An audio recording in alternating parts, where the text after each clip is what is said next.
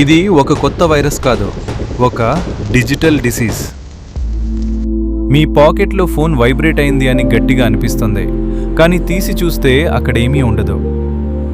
మీరు కూడా ఈ ఫ్యాంటమ్ మాయలో చిక్కుకున్నారా? మీ బాడీని మిమ్మల్నే మోసం చేసేలా చేస్తున్న ఈ సీక్రెట్ లాజిక్ ఏంటో తెలుసా? ఇది మీ భ్రమ కాదు, మీ నర్వస్ సిస్టమ్ హాక్ అయినట్టే. మన బ్రెయిన్లో సెన్సరీ కార్టెక్స్ అని ఒక పార్ట్ ఉంటుంది. ఇది మన బాడీ మీద అయ్యే ప్రతి చిన్న స్పర్శని గమనిస్తూ ఉంటుంది.